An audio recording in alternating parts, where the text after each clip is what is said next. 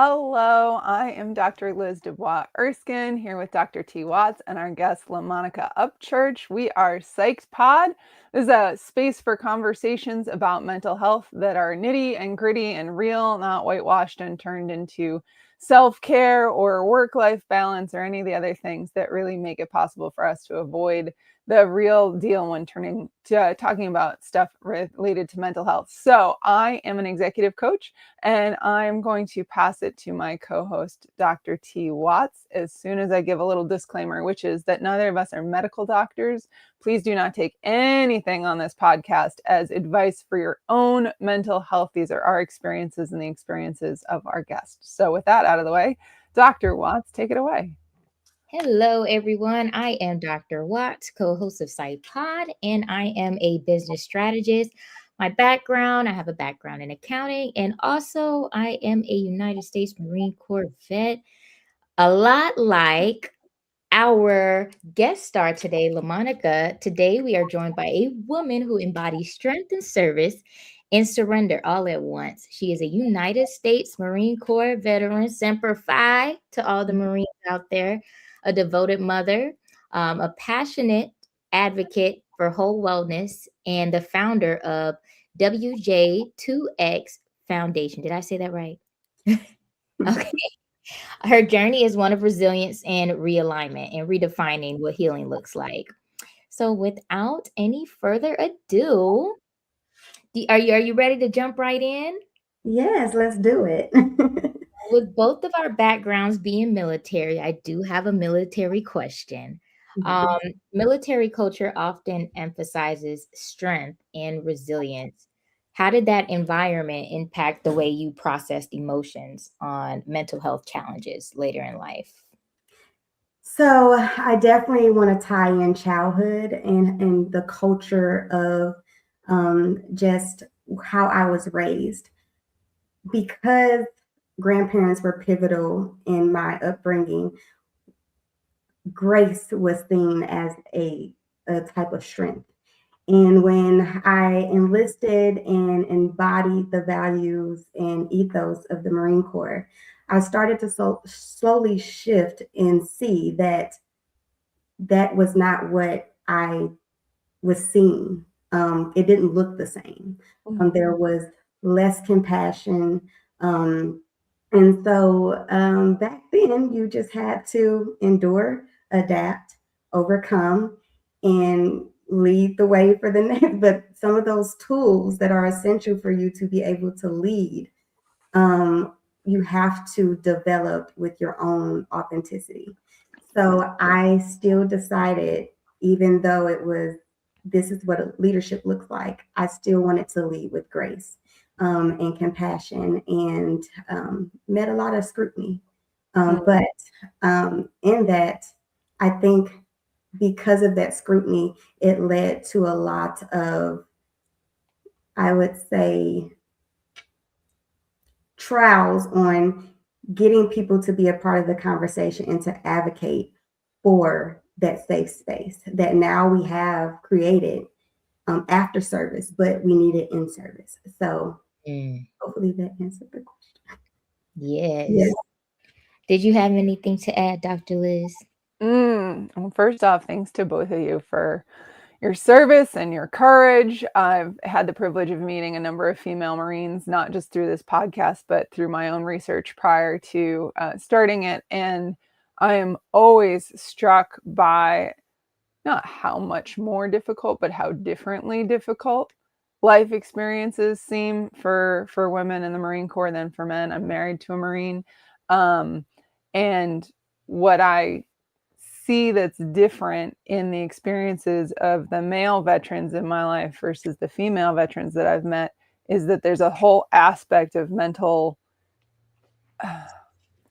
it's not just enduring, it's like the aspects of being in a female body in an environment built for men has so many different layers that as a civilian from the outside, it's hard for me to even conceive. And then I watch movies, right? Just like basic depictions of boot camp through cinema and through, again, hearing my male veterans experiences where where male recruits are called girls and being girls and all this stuff. And I'm like, how must it be to be in a female body in an environment where female bodies are being used as an insult?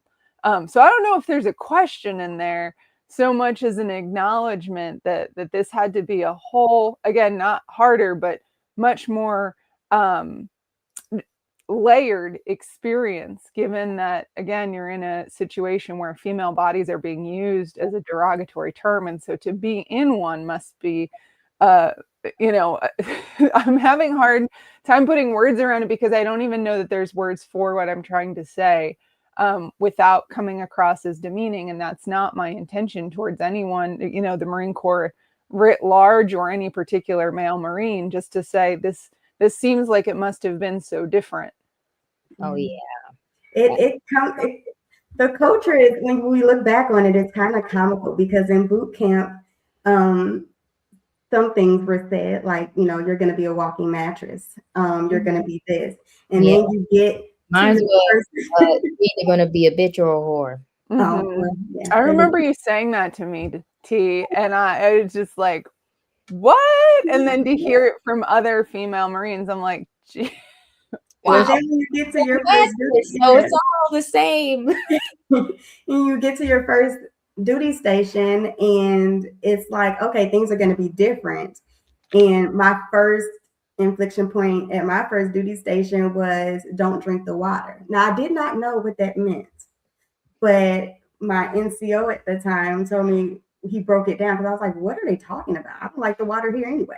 And he was like, no, not literally. Like, every female in the command was pregnant. So me, fresh out of boot camp, fresh out of, you know, my MOS training, I showed up and I'm like, oh, I have to raise the bar, because there was a lot of stigma that we did not earn our ranks because we did not have to do certain training while we're pregnant. And then after you have the child or you give birth, you're allotted so much time to where sometimes you just rate the score and you get promoted. And a lot of males had issues with that. So when I showed up, it's not going to be me. So let's hit the ground running. Went to every training, literally tore my body down. And I get what you're saying. Like, it's just, you're doing so much at one time, and it really takes a collective to be able to say, this is not right. But embody what is. So it's like, okay, we went through the same training. So I'm here to do a job. I'm here to be side by side on any mission that we are given. But at the same time, I'm built different. So, but I've always tried to meet male standards, and it ruined my body. But like, my first mission was like, I'm gonna get pull-ups way before pull-ups was even like offered to female Marines. Like, I was like, that looks easier. I don't want to hang on a bar. I would rather just knock 10 out and move along. And so I was, you know, blessed enough to have the leaders and the mentors that I did to be able to achieve that. But it was well before it was even like, maybe we should look at how we do physical fitness, and, you know, let's make it to where it's not ruining the bodies of our females that participate. I wanted to comment because both of you guys said some points that just stood out to me. Dr. Liz, when you were saying what you were saying, like imagining how it is being a female when they very literally sometimes talk about female bodies, there's a lot of, I would say, mental gymnastics that we had to play. And looking back, it was crazy during the time to go through it, but I kind of see where they were coming from, because, and this is no shade to the male veterans, but they'll tell you we didn't go through the same boot camp. They'll say, I don't know if it's a pride thing, an ego thing, something that they just can't put to the side because they see a woman however they see that woman. But that's something that you have to deal with. And I remember going through boot camp, there was a week that we had to go to the rifle range. And our brother platoon, they were bused to the rifle range. And they were actually closer than we were. And we had to walk. And our drill instructors made us walk. And she told us, she was like, you guys are walking, we're looking at them getting bused. We're like, what's going on? She's like, when you get out of here, they're going to say that you didn't do half the things that you did. And you're going to know that you did it because you're watching them getting bust to the rifle range. And here you are hiking every single morning, 04, 03, 02, whatever time. And that's exactly what happened. We were in hikes with the male Marines. They'll say we weren't on the hikes. So there's a lot of like mental gymnastics that you have to play. I don't know if it's like I said, I don't know if it comes down to ego or what it is, but they will say there's a lot of things that we didn't do. And now across the board, the standards are the exact same. Like before, the training was, the training was the same. The only thing that differed was our PFT. Like LaMonica was saying, women used to do the hang and the flex arm hang where they would hang for 70 seconds and males had to do pull-ups. But now women also have to do pull-ups. And across the board, a lot of things are just kind of like the same now. There's really not much. And then when LaMonica was talking about, not wanting to be the one that's pregnant, I remember hiding my pregnancy because I felt like I was going to be persecuted, judged, because and I didn't get pregnant until the end of like my contract, which is different because there are people who do get pregnant immediately. And, there are those stigmas where people do get pregnant out of deployment. That's not everybody, but, there might be the few that ruin it for the bunch. But there's a stigma around that. So I remember actually hiding my pregnancy. And, looking back, it's really tough. Like I wasn't actually still in where I had to like bounce back and get back in standards because I was already out. I was off contract. I was still pregnant when I got out of the military. But I couldn't imagine having to endure and stay in because having kids now, you're still held to that standard. And, there's a lot of judgment that comes from everyone. It comes from the single Marines. It could be single women Marines. It can be, it's definitely male Marines because they don't understand. I've heard crazy stories where, you're allotted time to breastfeed and stuff. I've heard stories where they make that extremely difficult for the Marine. They don't allow, because breastfeeding's easy on its own. It's like you trying to get time away from work, away from the mission. So I don't know. Did you have any thoughts on that, LaMonica? I too held my second pregnancy. I was already a mom when I enlisted, but when I found out I was pregnant with my second, my middle child, I hid that, went to the rifle range, was pregnant on the rifle range, just so I could earn the points to say that I did the training. Like nobody could come and say, oh, you're pregnant, that's why you got promoted. No, I went to rifle range. I did my training, completed all my training, and then had a successful pregnancy. But after my pregnancy, it was even worse.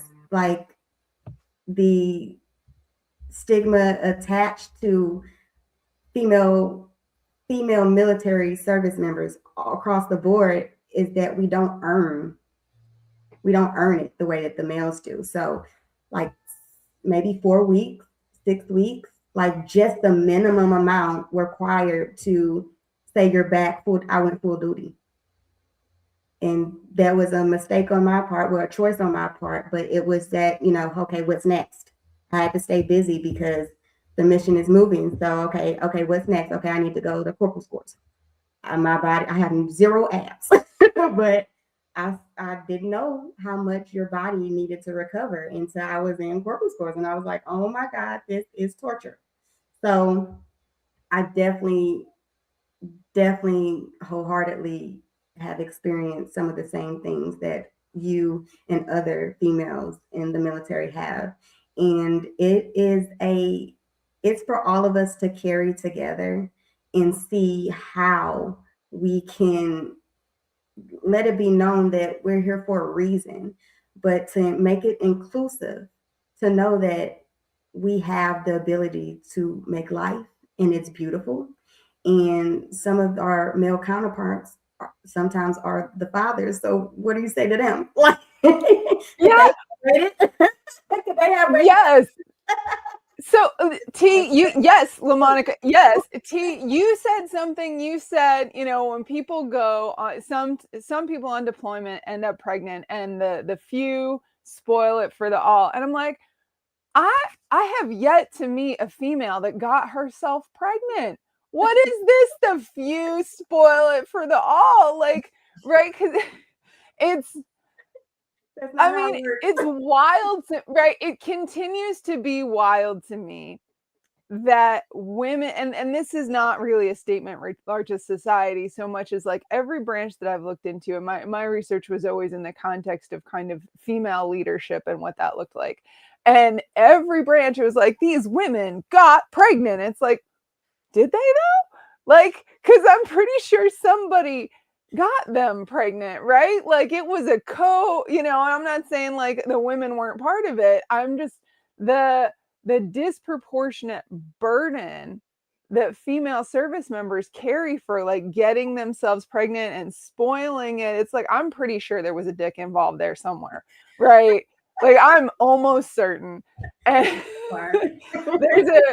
there's a historian that my son and I really like listening to. His name the Fat Electrician, and he said the Marines are good at three things: breaking shit, killing shit, and knocking shit up. Right? Mm-hmm. And it's like, at what point does that?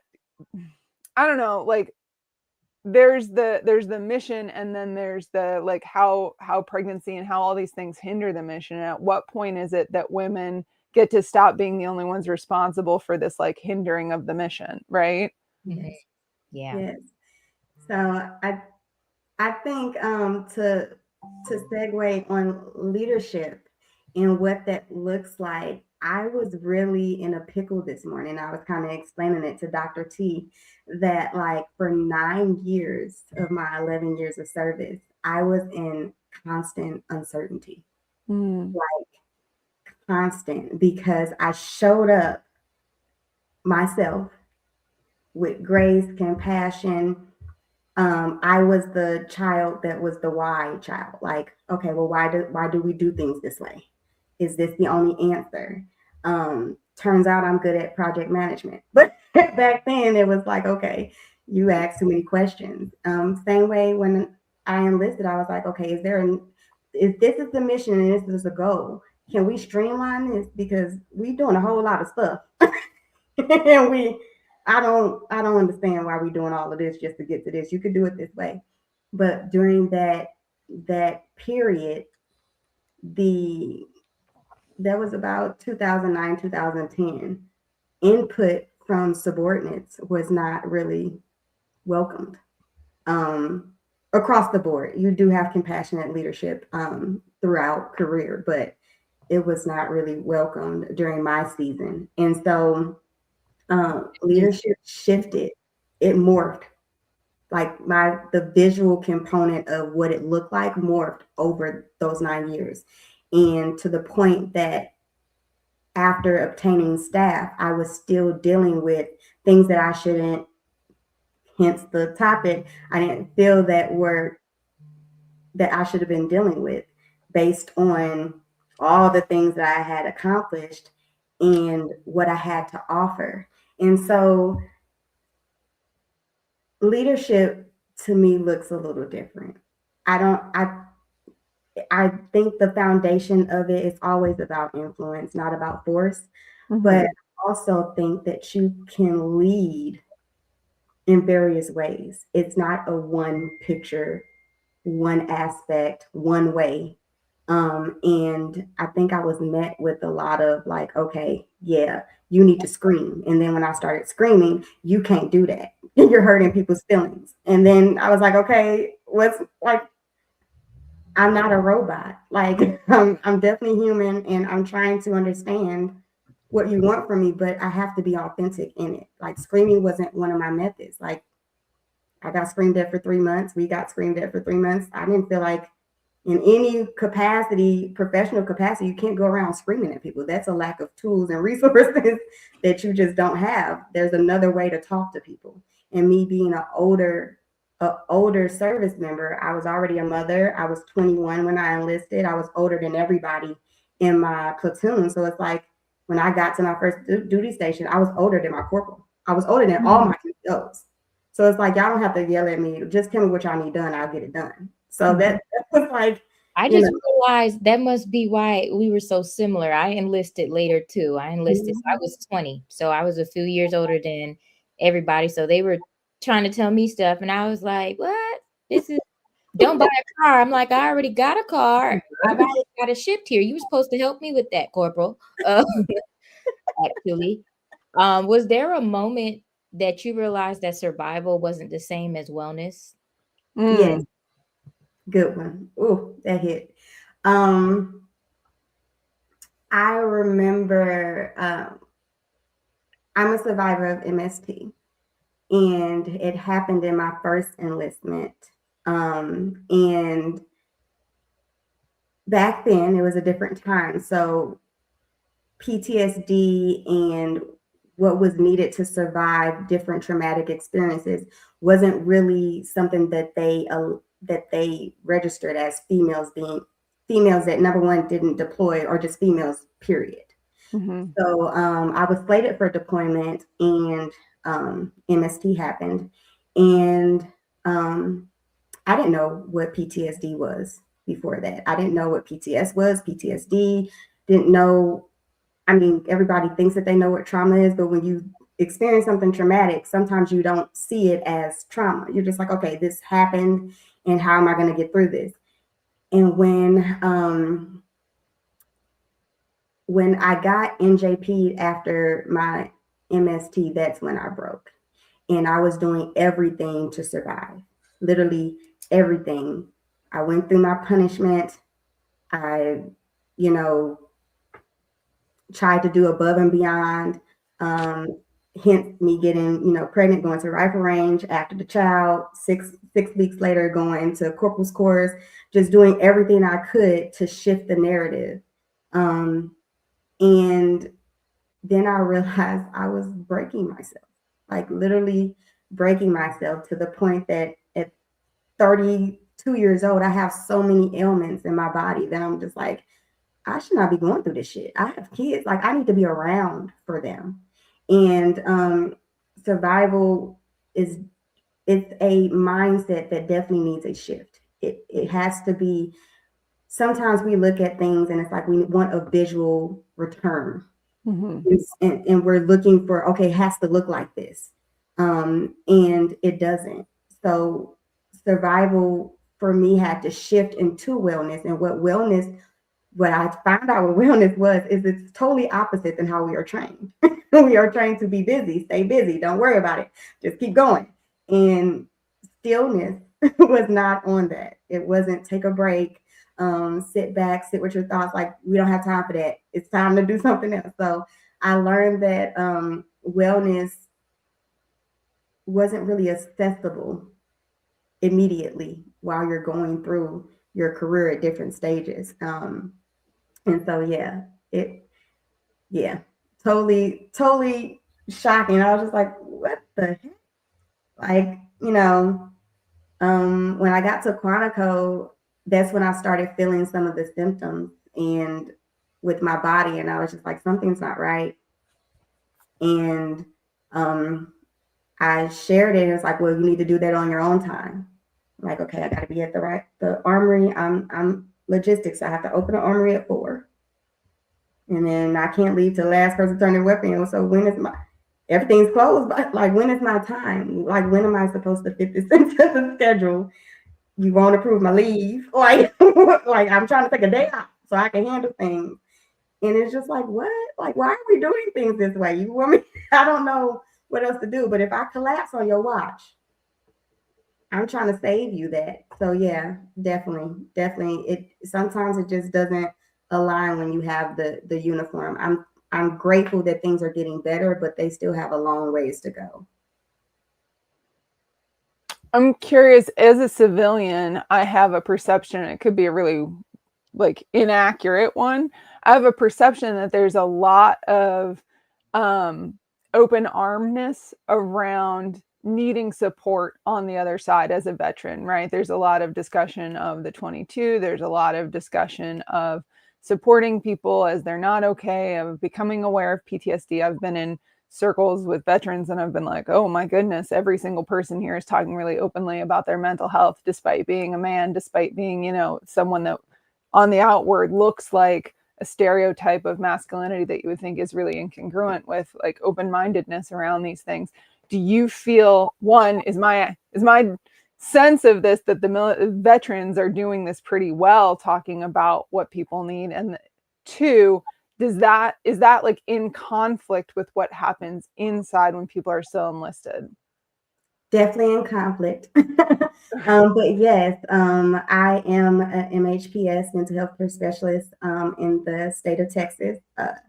My catchment area is specifically Travis County. And so what that entails is we have a team that covers all 254 counties that provide peer support at any point in military service.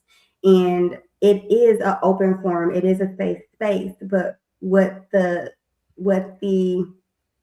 I guess the issue that we're seeing is that we could be there during transition. We can be your battle buddy during transition, but some of the onus needs to be on the military commands, like how they treat certain things that are unbecoming, how they treat it, and it's like, okay, that's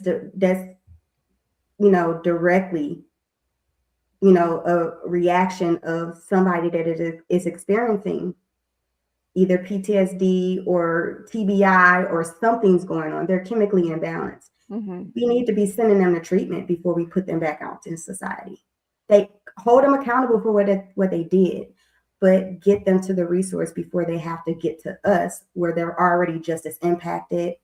They're ruining their families, and they're ruining their children. And it's just going to be a cycle.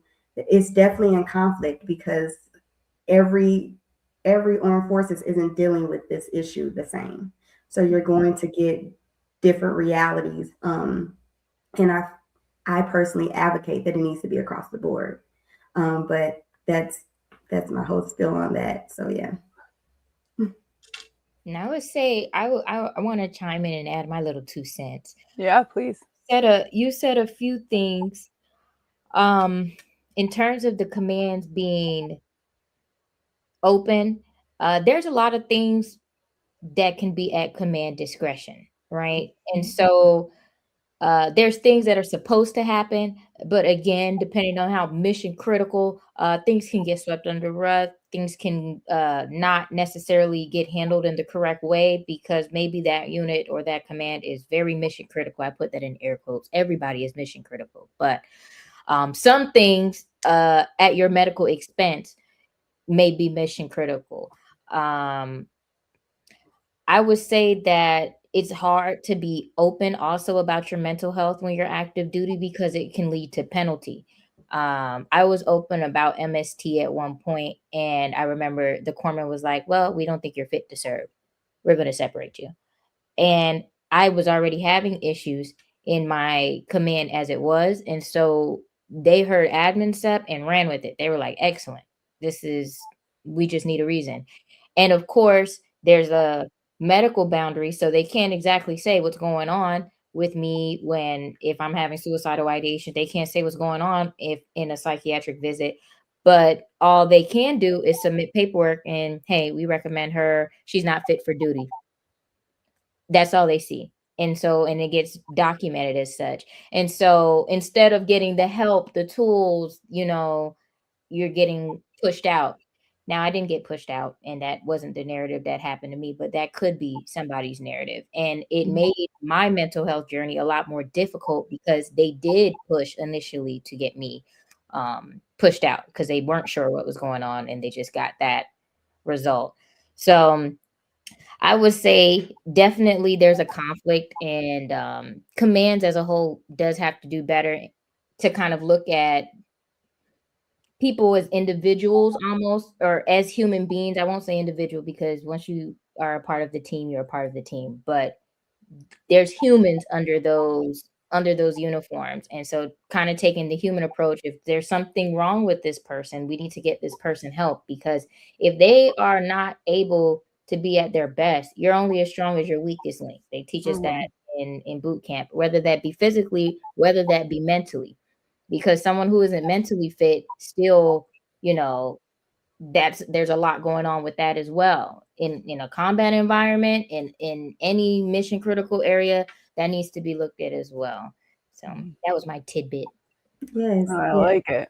I like it. It's interesting to me. So, LaMonica, I work with a number of business leaders and people in the military who have experienced, veterans, I should say, not active duty, who have experienced PTSD, right? And part of the reason that they're in my Zoom room or in my office is we're working through different aspects that come up, not just through symptoms, but kind of the existential crisis that can come with having some of those symptoms. And I don't want to be like, it's easy to move through, but it's so treatable, right? There's so many different treatments. And just as, again, as a civilian, as a taxpayer, I'm like, it makes so much sense to just help someone through this versus like consign them to the rubbish pile and be like, no, that one's too much trouble. Like it's treatable. There's so many different like tools now that make it possible for someone to like not just function well, but to thrive and to lead. So it's so disappointing to hear that things are still in a place where the individual is seen as expendable over the unit. That's what I hear from you, T. Am I taking that too far and thinking that? No. And crazy part is, when LaMonica was saying, when do you find the time for wellness? It's almost virtually impossible, because then you still have to carry out the mission. Like, I remember there's times like, okay, well, I need help. And it was like, okay, cool. But you have all these billets and you're the only one with the rights and roles. So we know that you're at the psychiatric ward, but we need you to come back right quick and approve this for the mission. So it's like, Yeah, and just to clarify, because I want to like underscore this, by wellness, we're not talking like spa day, we're talking like therapist appointment, correct? Yes. Yes. Okay. Just want to make sure that I'm like crystal clear on that. Yes. So, LaMonica, I'm curious, walk us through where you were as you were transitioning out of service and where you are today. Like, how did the evolution get you to being in a place where you're a mental health peer specialist? Great question. So my transition was actually not as, I would say, disappointing as I've heard others experience be. I definitely did not want to get out. I definitely was someone who was dedicated to continuing service. But when you reach that part of physical issues where you're showing up and your appointed place of duty is medical to get a shot, just to get through the day, it was time to go. So my transition, it was very swift. I did have some breaking points where I was just like, I'm not ready to go. I'm going to fight and try to stay. And then I had to come to terms with it. I had to pray about it. And me and my spiritual alignment have been in a tussle over the years.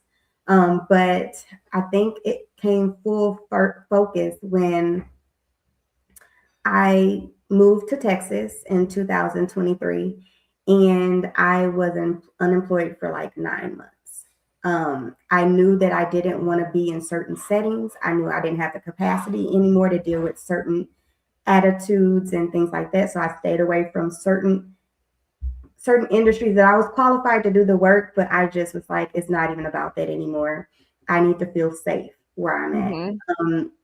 And I almost ended up on the street with 3 kids. And that's when I was like, okay, something has to change. And I went out on a limb, prayed about it, went to I've never been to a job fair, went to one job fair, got hired under the Texas Veterans Commission NVPN program. And all the requirement was lived experience. and it just worked out.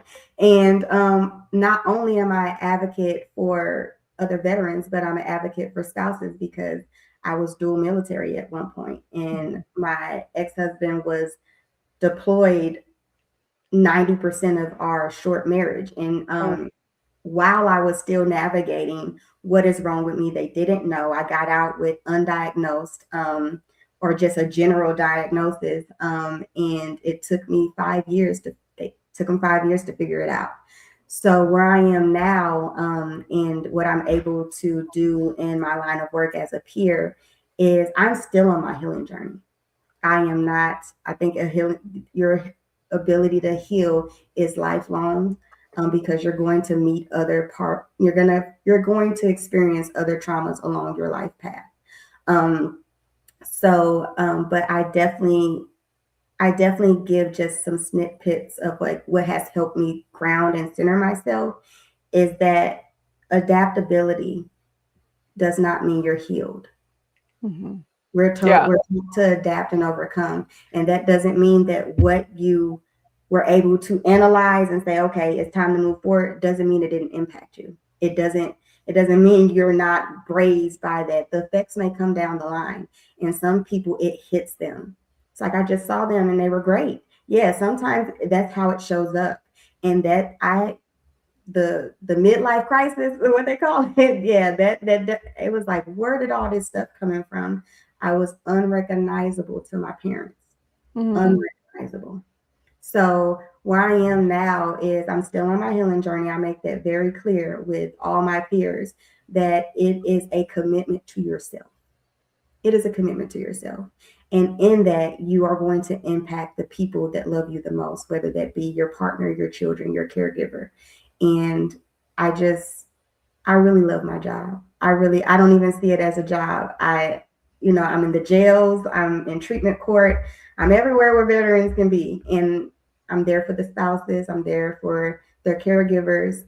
And I really like it. I really enjoy the work. But yes, the healing journey for me, it's taking its time, but just to show yourself grace and lead with compassion when you're experiencing other people in their experience with trauma or what have you. Wow. Thank you for all you're doing. As you're saying that ending, I'm thinking hurt people, right?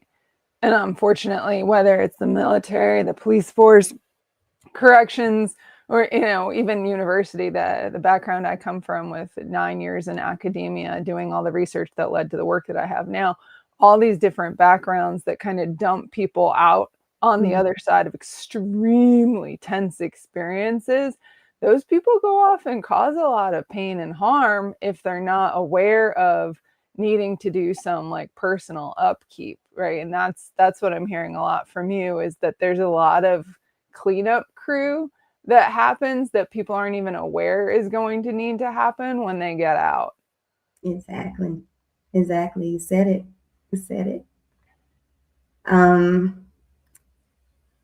There are a lot of barriers when it comes to things that military personnel and the people closest to them go through. And everybody at the nonprofit that I work for, they understand that I have a big spot in my heart for spouses and children, because I know that even through my own service that my children suffered. I did not have the capacity to deal with things along that journey the way they were used to. So their childhood and upbringing was impacted by that. And so I definitely advocate for resources for the extension of the veteran or the extension of the active duty service member, because usually the family's getting the blunt end of the stick. And it needs to come full circle that why I advocate that it needs to be across the board that some of the things are being taken care of, not just because in black and white it says we're going to return you to civilian life better. Well, how? How are you doing that? I know that was on my paperwork when I had to sign. How are you doing that? If you're not offering resources, if we can't send someone to treatment before they get out, if they have an alcohol or chemical dependency, they have a family. That family didn't sign up to go through that. They signed up to be in a, you know, for longevity and generational input and things like that. They didn't sign up to be a victim of the system. So I just, yeah. Do you feel like the rehab that the military, I'm thinking specifically the Marine Corps, do you feel like the rehab program that they do send people through for chemical dependency creates any real change? I'm going to be honest about, I've only witnessed one person actually be given that opportunity to go to treatment. Unfortunately, that person is no longer with us. But I do believe that it was a start, and it going to treatment that is, I guess, supervised by military isn't the same as going to treatment, if that makes sense. Like when I went to PTSD treatment, I was still active duty, but they sent me to a whole nother state. It was great. I didn't have to worry about the pressure of my staff NCO or my, my peers or anybody looking at me like, oh yeah, she's not, like you said, fit to serve. Like, because that is a very, very intimate part of healing, deep work that not everybody has the capacity to understand. And I don't think that the version that rolled out that the military offered was equivalent. But I do think that it was a start. It was them saying, okay, we need to do something. We need to give another outlet or hold ourselves accountable for how these service members return to their families and to their communities. And I think with, Texas has the highest ratio of veterans. And so I'm just like, we have all these bases. I'm just like, what are you doing with the service members? Because now they're in jail. Like, what happened? What happened to getting them to resources? Why do they go through TAPS if you're not giving them help? You can't force anybody to get help, but a lot of them are saying that some of the resources that we, make them aware of aren't a part of the TAP program. They're just like, here's how to get a job. Here's how to get, here's how to convert your service over. Here's how to, it's more, survival driven than you need to work on yourself. So, yeah. What do both of you say to critics that say, well, it's not the military's job to do all this squishy, touchy-feely shit? What do I say to them? Yeah, I mean, that's a critique that I hear. Oh, I wish my supervisor could hear this, but I'm very outspoken now that I'm no longer in the military and don't have to shield who I really am. I say that when we start making things not our problem, we're already disconnected. We already have less impact. We are all connected. And that person that, is going through a traumatic event may be the person that derails off of a road and flies into your house. What we've been seeing on the news. That may be what happens. So it may not be immediately apparent to you how this could impact your life or the life of your children, what have you, but we're all connected. And it is a community issue. Service members aren't the only people that experience trauma. It is a human thing. It is our individual abilities to cope. That's all that is. And some people may have more bandwidth than others. And so I definitely think that is not the answer, that we are individuals, and we are, but these are human problems across the board. And we have to do more than say, deal with it on your own time. I don't know. What about you, T? Somebody says to you, well, the military's job is to protect things and sometimes kill things, not to make them feel comfortable and whole. I think that if that is the mindset, then you will have a group that is not fully operational. Um, Mm, people go through things. I didn't realize how impacted I was going through my trauma. I tried to just continue the mission and push it all down and keep going. And I didn't realize how much that can be a liability because mhm, my perspective is skewed for those to the left and to the right of me. And so in order for you to have a fully, completely just safe and operational group that you have around you, it would behoove of everybody to care and give a care to try to help that person, regardless of if you feel like, oh, this isn't, we're hard chargers. We don't need to worry about that. Get up, because that is the mindset. They do tell you, you're weak if you go to medical and stuff like that. But I just don't think that's the case. And I feel like it needs to be a safe space for people to be able to open up, because I know you asked earlier about rehab. I actually went to rehabilitation 1 month inpatient, and there was a lot of good and there was a lot of bad. My business idea was birthed in that place. Um, we went through an exercise and I got a lot out of it. It was like a permanent marker. We had to draw something and I had a really hard time because I'm a perfectionist. So I had to use a pencil so I can erase and get it exactly. And they're like, no, you use permanent marker because in life you make a mistake, you can't erase it. You just gotta keep going. And that transformed me. There was a lot of emotions in that. That ended up being the first logo to my business. And right after I got out of there, I established my LLC for my business because I wanted to help people in the same way with art, just kind of mhm, like transform them. But then there was a lot of bad too because I don't.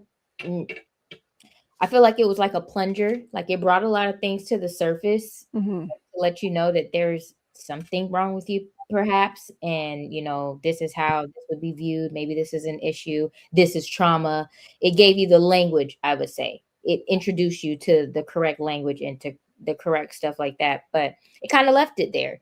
There wasn't, and it didn't feel safe to honestly disclose everything because like I said in the beginning, they're trying to push me out. So I didn't look at that as a safe space to be completely open about what's mhm, going on. Because who knows what'll happen to me if I'm completely open and honest about my trials or whatever I'm going through. So there's that. But I would say, to answer your original question, definitely, again, you're only as strong as your weakest link. So if you feel like it's not, you know, it's going to be like a domino effect. And like LaMonica said, you may not see the domino effect immediately. It may play out in different ways, and you might fail a phase mode because that one person, they were going through so much and they skipped over all this stuff. Now you're in phase mode an additional 5 days and 40 nights. But Can you explain what that is for someone that's not familiar? yes, so phase mode is an inspection that happens annually. I think it's annually. Every year. It's just kind of like a big, you're taking account of assets, everything that's going on in the unit, making sure that everything is good, squared away, all the numbers are tying out and correct and accurate. I know we said a lot of acronyms today. Yes. So I've got a couple, MST and NJD. Can you guys articulate? Can Yes, you? I wrote that down. I meant to explain it earlier. MST, military sexual trauma. PTSD, we all know, post traumatic stress disorder. NJP, non judicial punishment, Article 15. Okay, perfect.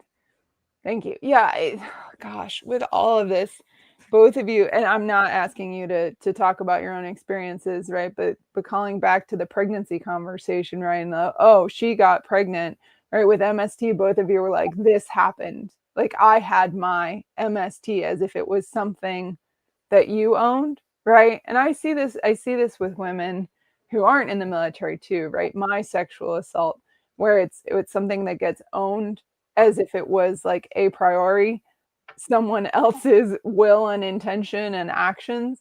Um, I don't have anything more to say about that so much as like just to acknowledge that there are these different hurts and traumas that have been inflicted upon women writ large, women service members in specific, in different ways, where we're just told, well, that's a thing that exists and that you own versus something that was done to you, or in the case of pregnancy, something that you participated in, assuming that it was consensual, right? And I feel like with mental health, it's not completely synonymous, right? But nobody chooses to go nuts, right? Nobody chooses to have their mental health, snap in a way that it starts to impact their life and the life of other people. And yet we talk about it often this way, like my mental health, my break, my this, as opposed to the things that I experienced that led to me behaving in this way, right? How do we take accountability and also acknowledge that, like, it's a sickness, right? There's things that happen that make us unwell to the point of physical and mental incapacitation. And there's a balance between like accountability for the behavior that can stem from that, and also not just compassion, right? LaMonica, you've said that word a couple of times, not just compassion, but like actual diagnosis of the problem. Like if I'm working with someone and I can see that there's some sort of manifestation of trauma, I have to understand the source of that without me being like, well, this is your fault. I also still need someone to be like, these are behaviors that I'm taking as a result, right? It's like accountability and diagnostics. I don't know exactly how to say it, but something somewhere in there lies helpful information for being able to actually move forward. Yeah, I think that's part of the healing journey now is because I'm able to dissect it all. Being how everything played out during, that period in my life, it was not met with how they would handle it now. That's all I'm gonna say on that. And so I had to just, it was like it, okay, that's a, it was as if, that's a you problem that's separate from us. And, that was before, the identifiers were fairly new across the board. I think in every service, like what PTSD was. And I gave, grace and like, okay, they're used to combat. A lot of our leaders were deployed. So they're like, okay, we deployed. So yeah, we have combat related, PTSD. But PTSD isn't just combat. It's other ways too. And so I think it was just a pivotal moment during that time. And yes, subsequently, I got a Article 15.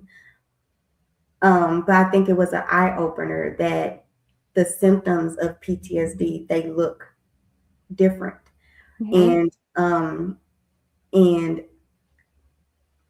to show a little bit of grace, even though sometimes I'm a little resistant to do so, is you don't know what you don't know. And it was fairly new that females were able to deploy. It was fairly new about the broader picture on all the different things that can happen during service that are unfortunate. But a lot of it, like you said, was the onus is primarily put on the female. Like we chose to get assaulted, or we made it where it was the only option for a male or another counterpart to choose. And so I guess that's why I still say like mine, because it's a sense of taking back ownership of like my healing journey in it. And like, okay, yeah, you're right. It's not your issue. It happened to me. So I'm going to heal the way I need to heal. You don't even have to worry about it no more, if that's how you're going to deal with it. It's probably just a defense mechanism, honestly. But yeah. Defense mechanisms exist for a reason, right? To protect us. Yes. And, it's the overgrowth of a defensive protective mechanism that can make life difficult, right? And that's when trauma goes from being how is my body naturally inclined to assist me in this moment, to I'm shutting other people out and causing problems and behaving and acting out, right? Yes.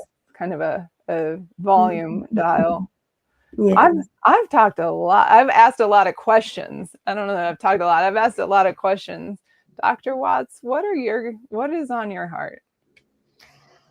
I mean, we hit a lot of points per usual, but I guess I would want to ask, how do you think commands can improve how they help their active duty people? So thank you for that question. So a real life scenario is that we're in between Camp Mabry and Fort Hood. And so what we do is our team travels down to Fort Hood. We have one of our peers down there. She goes 3 times a week, and we're actually plugged into the TAP program. So we actually give the resources that we offer: free mental health, free peer support, across the board for our military connected families. And that extends to spouses as well. And so we give them those resources before they transition. We ask the questions, how long do you have to till you transition? We make sure that they have the connection to, okay, what discharge are you having? Okay, let's start navigating the resources that are going to be specifically available to you, because your transition is not going to be the same as someone who has an honorable, and vice versa, a bad conduct or whatever. So we try to limit the impact of what that they don't know what civilian life, may look like afterwards. So we try to limit that impact and let them know they're not alone in that journey. I think that if more commands do that, invite the local resources out to say, like, hey, just don't give people a printout and say, hey, here's a list. The list sometimes is outdated. You didn't call and check. You don't know the referral process. You don't know the check-in. You don't know anything. You just have a list of, these are all the people that have these, that offer these services, but you don't know the criteria. You don't know who is eligible. A lot of resources that are available to honorable aren't available for other services. Other discharges. So that is something that, just taking the extra mile to learn what is actually there and how to plug in and get those people streamlined services, I think would be impactful in a positive way across the board. I love it. I love it. Thank you. Well, how about we draw to a close? Dr. Watts, do you have any final thoughts? Final thoughts. My final thoughts would be to those who are active duty to make sure that you're taking care of yourself and not pushing your health on the back burner. And of course, the mission is first, but you can't continue the mission if you're not there. And so you don't want to be a shell of yourself. So make sure that you're taking care of your physical ailments, you're taking care of your mental health ailments, and you're doing it for yourself. And even if others aren't able to help or help you thrive towards success, you do have to just kind of do it for yourself and take that accountability. I know you were saying earlier it's like a defense mechanism if that's what you have to do, but make sure that you are tending to yourself, because I don't want to be doom and gloom, but it can get worse if it's unaddressed. Mm-hmm. So, what about you, Dr. Liz? Right there, it can get worse. I think that I always say, like, this podcast is about real mental health stuff, which isn't to say that wellness and conversations of work-life balance and stuff aren't real. But we have like this like weird gratitude culture of just like, oh, just choose joy and all of that. And there's a lot of strength in that, but there's also a lot of danger if someone is navigating a mental health issue, right? Or their friends and family think they're navigating a mental health issue and they're trying to push them towards help. Like the power of positive thinking, that's real. Also, mental health, mental crises are real, right? And it can get worse. It can always get worse. So giving yourself that permission to go, what do I need to do right now? Acknowledging that I'm not okay, so that I can get to a place of getting better, and that positive thinking and all of the gratitude and all affirmations and whatnot, those are great, but they may not be the thing that gets you to an actually better place. It can always get worse. So seek help if you need it. All right. LaMonica, do you have any final thoughts before we close on out? Just to find the community that best connects with your healing. Community connection, all of that is very important. Isolation, sometimes you need to isolate to, not impact others negatively. But when you have gotten to a place where you have the capacity to let others in to help you, just make sure that you find the community and connect with them, and allow them to assist you. Amazing. Thank you. Thank you for being here. Yes. T, do you want to take us out? Yes. Well, thank you guys again for tuning in to another episode of Psyched. We can be reached at psychedpod.com, and you can find that information below, or psychedpod@gmail.com if you wish to be a guest or anything like that, or reach out to any one of us individually. You can on psychedpod.com, and you can also do that through email. Thank you so much, everybody. It was great to have you, LaMonica. Yes. Thank you. See you later.